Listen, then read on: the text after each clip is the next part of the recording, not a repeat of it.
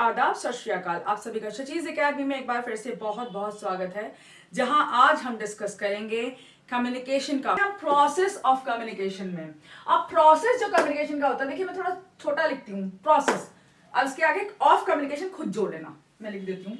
कभी तुम लोग फिर मुझे उल्टा सीधा कहो कि मैडम तो शॉर्टकट में ज्यादा लेती हैं, ठीक है। प्रोसेस ऑफ कम्युनिकेशन है। प्रोसेस ऑफ कम्युनिकेशन में 6 फेजेस होते हैं, यानी कि 6 स्टेप्स कह दो या क्या क्या 6 स्टेप्स में जाके कम्युनिकेशन होता है हमारा।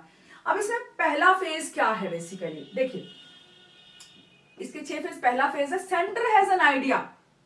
सेंटर हैज एन आइडिया मतलब मेरे दिमाग में कुछ भी आइडिया है, मैं सीईओ हूं या मैं जैसे टीचर हूं, मेरे दिमाग में एक आइडिया है। सपोज इफ आई वांट के भाई ये क्वेश्चंस आप कर लेना सारे के सारे, ठीक है। ये क्वेश्चन मुझे चाहिए, मैंने कहा टेस्ट लूंगी, ठीक है। अब मैंने कहा टेस्ट लूंगी, ठीक है। अब इसमें मेरे पास आइडिया था, मैंने क्या करा उसको, देखिए मैंने कहा टेस्ट लूंगी, I will take test, I will take test. एक छोटा सा आइडिया था मेरे दिमाग में। अब स्टूडेंट तो इसलिए टेस्ट ले सकती हूँ, अब मम्मी पापा थोड़ी कहूंगी मम्मी पापा मैं आपका टेस्ट लूंगी, तो ऑडियंस ध्यान में रखा मैंने। दूसरी बात, मैंने कौन सी लैंग्वेज यूज की, वर्बल यूज की। वर्बल क्यों, इसमें वर्ड्स यूज करें, तो क्योंकि स्टूडेंट हो तो मैंने टेस्ट लिया, ठीक है। नहीं तो मैं कुछ और करती, जो आइडिया आया टेस्ट का आया। अब मैंने लैंग्वेज कौन सी यूज की, वर्बल यूज की, ठीक है। वर्बल यानी वर्ड्स जिसमें यूज किए। वर्बल में कौन सी यूज की, ओरल रिटन दोनों की, मैंने बोला भी और लिखा भी, तो बोथ ओरल एंड रिटन। मैं ओआर और रिटन कर रही हूँ भाई, शॉर्ट में वीडियो लंबी हो जाएगी। ओरल रिटन दोनों कर ली। अब ऑडियंस पढ़ा लिखा है तो मैंने ग्रामर सही यूज की, ठीक है। इशारे नहीं किए, कुछ नहीं किए, बच्चे नहीं हो तो आप इतनी इंग्लिश जानते हो, आई यूज इंग्लिश लैंग्वेज, ठीक है, and that too formal style, ठीक है। मेरी ऑडियंस पढ़े लिखे हैं। अब कौन सा हमने क्या यूज किया, अब ये तो हुआ हमारा चैनल, हमने वर्बल कम्युनिकेशन जो यूज किया चैनल है। अब मीडियम क्या यूज किया मैंने आपके लिए, मैंने वीडियो यूज किया आपके लिए। मीडियम क्या है मेरा, यूट्यूब वीडियो। क्यों, मैं यूट्यूब वीडियो के थ्रू आपसे कम्युनिकेट कर रही हूं। वैसे कुछ लोग मेरे व्हाट्सएप ग्रुप पे हैं जो स्टूडेंट्स हैं मेरे, तो वो इस मीडियम को मतलब एक फोन पे भी मेरे से व्हाट्सएप पे भी मीडियम यूज कर सकते हैं। तो ये हमारे नॉर्मल जो चीजें हमने यूज की, तो ये हम ऐसे करेंगे, ठीक है। तो सेंटर हैज एन आइडिया। अब देखो इसको हम कैसे डिकोड करेंगे, फेजेस देखेंगे अब इसके। सेंटर हैज एन आइडिया, मेरे दिमाग में आइडिया था टेस्ट लेने का, ठीक है। अब मैंने क्या, centre encodes that idea, I encoded that idea in my brain. अब तुमसे बोलने से पहले मेरे दिमाग ने क्या क्या काम किया, देखिए ये होता तो फ्रैक्शन ऑफ सेकेंड्स में, बहुत तेजी से होता है, लेकिन ये 6 स्टेप से ज्यादा जरूर है, ठीक है। मेरी तरफ से 6 स्टेप होंगे, 3 स्टेप होंगे, आपकी तरफ से भी 2-3 स्टेप होंगे जो लिसनर है, ठीक है। तो मेरे पास आइडिया था। अब दूसरा क्या है, एनकोड कर लिया मैंने, एनकोड किया, I will take test, yes. मेरे दिमाग में आया कि मेरे को टेस्ट लेना है, तो मैंने ये मैसेज अपने में एनकोड किया, आई विल टेक टेस्ट, ठीक है। सेंटर ट्रांसमिट्स मैसेज, अब मैंने ट्रांसमिट किया, वर्बली ओरली आपसे ट्रांसमिट किया, ठीक है। अब ट्रांसमिट किया, इसमें इसके बाद क्या हुआ, रिसीवर गेट्स मैसेज, आपको मैसेज मिला।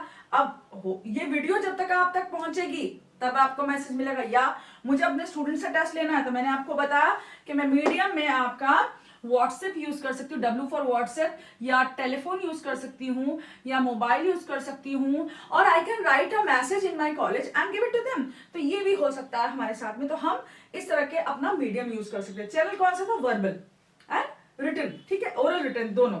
तो अब ये हो गया रिसीवर गेट्स मैसेज। अब आपको मैसेज मिल गया, मैंने मैसेज भेज दिया, किसी भी तरह भेजा, आपके कोई भी मीडियम यूज करके भेजा, कोई भी चैनल यूज करके भेजा, मिल गया। अब आपने सुना वो मैसेज, रिसीवर डिकोड्स मैसेज।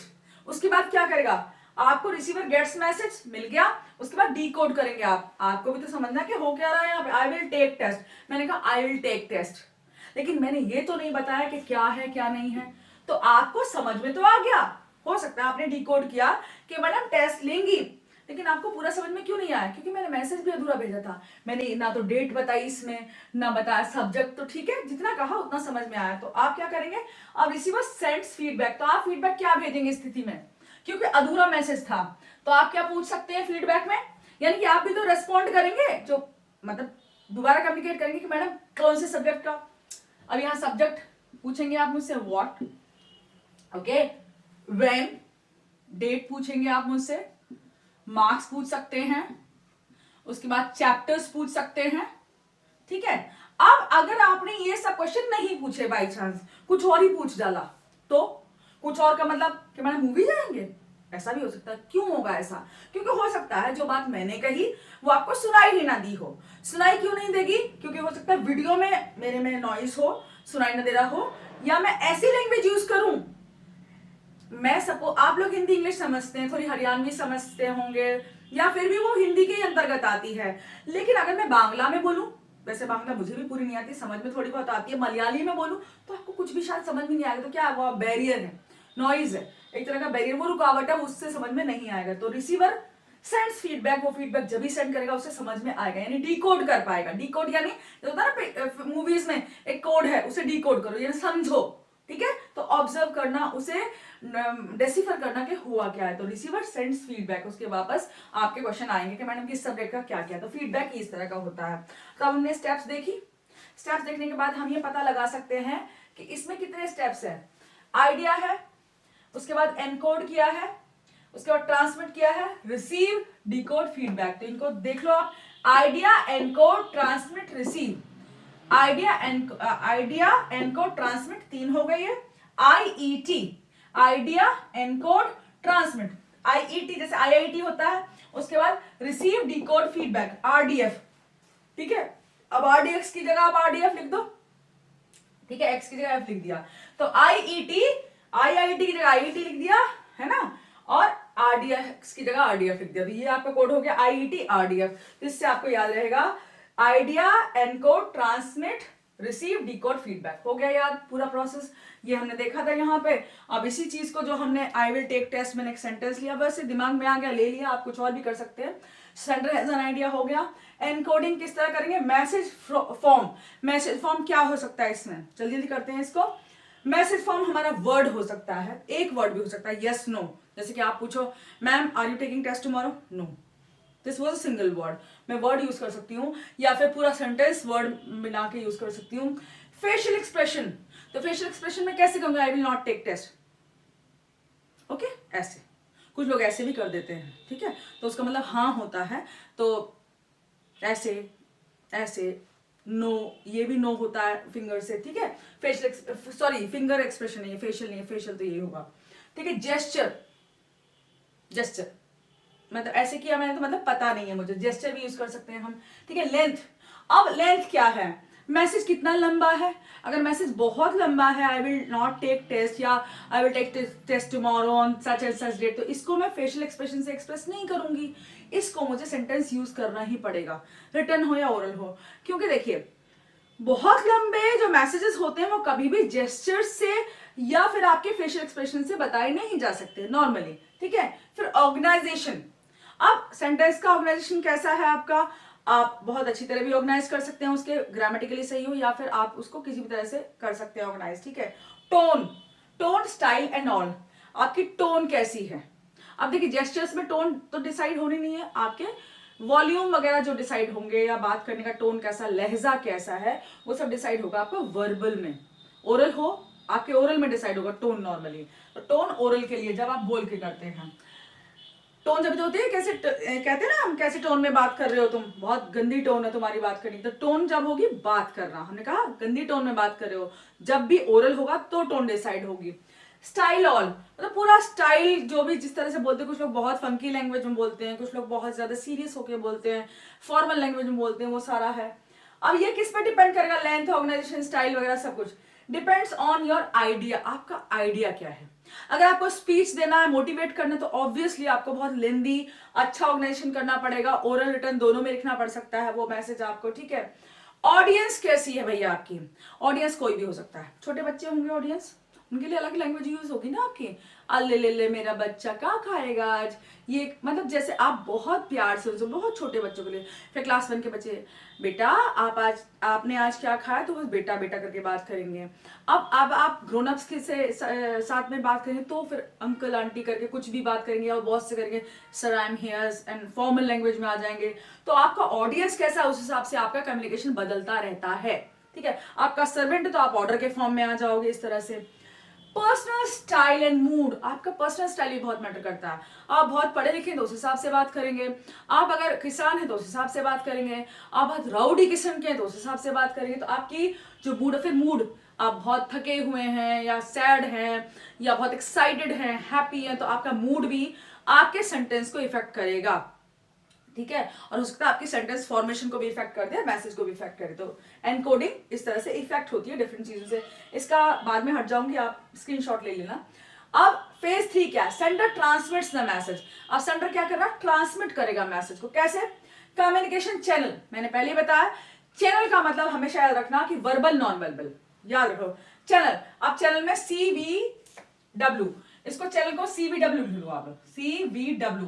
होता क्या है कि अक्सर बच्चे चैनल को मीडियम समझ लेते हैं। बहुत बार, मैं बहुत सालों से कम्युनिकेशन पढ़ा रही हूं, होता क्या है कि इसको चैनल को बच्चे मीडियम समझ लेते हैं, और यही मिस्टेक, ये बड़ा लेंथी क्वेश्चन भी कभी कभी आता है, what is difference between channel and medium, उल्टा ही लिख के आ जाते हैं। तो आप ये गलती मत करिएगा, CVW कर दीजिएगा।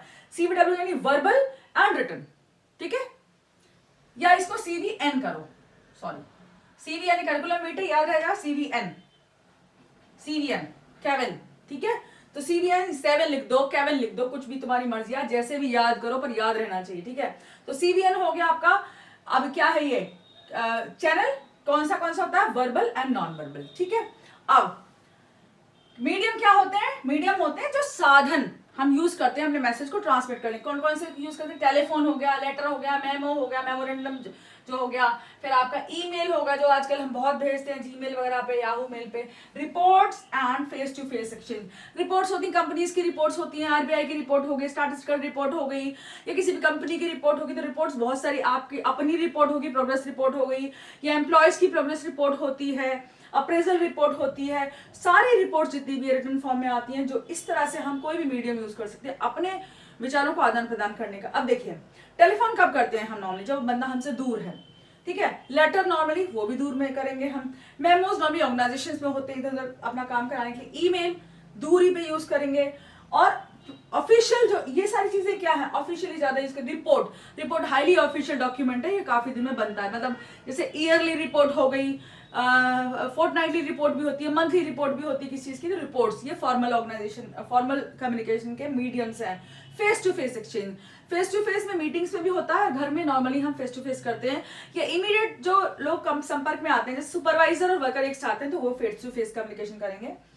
अब इसमें नोट क्या है, ये इंपॉर्टेंट चीज है, the choice of channel and medium depends on. अब चैनल और मीडियम की चॉइस किस किस पर डिपेंड करेगी? योर मैसेज, आपका मैसेज क्या है, ठीक है। आप क्या मैसेज देना चाहते हो? आप डांटना चाहते हो तो डांटना तो सबसे अच्छा तभी होता है जब आप या तो फोन पे डांटो या उसको जाके वहां डांट दो, ठीक है। आपको अप्रेज करना है, किसी को तारीफ करनी है, तो एक लेटर दे सकते हैं, आप सर्टिफिकेट दे सकते हैं तारीफ का, या कुछ भी दे सकते हैं। और आप जैसे डांटने में भयंकर डांटना है तो नोटिस भी दे सकते हो, ठीक है। ऑडियंस कैसा है आपका? लोकेशन क्या है? ऑडियंस पढ़ा लिखा है तो शायद आप उसे नोटिस दे सकते हो, और पढ़ा लिखा नहीं तो नोटिस देने का कोई ज्यादा फायदा नहीं, वो बेचारा समझेगा ही नहीं। लोकेशन क्या है? देखिए, अगर बंदा बहुत पास है आपके तो आप फेशियल एक्सप्रेशन दिखा सकते हो और बाकी चीजें कर सकते हो। वैसे आजकल तो फेशियल एक्सप्रेशन आप व्हाट्सएप कॉल पे या स्काइप पे वगैरह पे दिखा सकते हो, फेस टाइम पे दिखा सकते हो, लेकिन फिर भी फर्क पड़ता है। आप सामने हैं तो फेशियल एक्सप्रेशन जेस्चर दिखाना ज्यादा आसान है, अगर आप दूर हैं तो ये मुश्किल है। नीड फॉर स्पीड, आपकी स्पीड की नीड क्या है? कई बार होता है ना कि बस अब तो पहुंच जाना चाहिए मैसेज, या बहुत जल्दी हमें भेजना है, तो वो आप कितनी जल्दी अपना मैसेज पहुंचाना चाहते हैं, इस पे भी आपका डिपेंड करेगा कि चैनल और मीडियम कौन सा रखेंगे आप। And level of formality, formal है इनफॉर्मल है। देखिए, ऑर्गेनाइजेशन के बॉस से बात करनी है या किसी सुपरवाइजर से तो आप फॉर्मल तरीका अपनाएंगे। अपने दोस्त से बात करनी है, कोलिग से बात करनी, तो आप इनफॉर्मली भी उससे जाके पूछ सकते हैं, मतलब जो ऑफिशियल तरीका ना हो, जैसे मेमोरेंडम नहीं भेजना है, नोटिस या ईमेल नहीं भेजनी, तो फॉर्मल तरीके होते हैं ऑर्गेनाइजेशन में, इस तरह बात नहीं करेंगे। फॉर्मल इनफॉर्मल दोनों तरीके हैं, तो देख सकते हैं। अब P4 यानी फेज 4 क्या? रिसीवर गेट्स द मैसेज हो गया था, रीड लिसन अंडरस्टैंड। अब जब रिसीवर को मैसेज मिला था यहाँ पे, उसने डिकोड किया, अब रिसीवर गेट्स द मैसेज, अब वो उसको या तो पढ़ेगा, मैसेज गया व्हाट्सएप पे या ईमेल गई, जीमेल से जो भी कुछ गया रिपोर्ट वगैरह, उसको पढ़ेगा। लिसन और अंडरस्टैंड, स्पीच दे रही हूँ जैसे मैं कुछ कह रही हूँ, आप उसे सुनोगे और समझोगे, या और उसको समझने के बाद ही तो आप फीडबैक दे पाओगे, डिकोड कर पाओगे, ठीक है।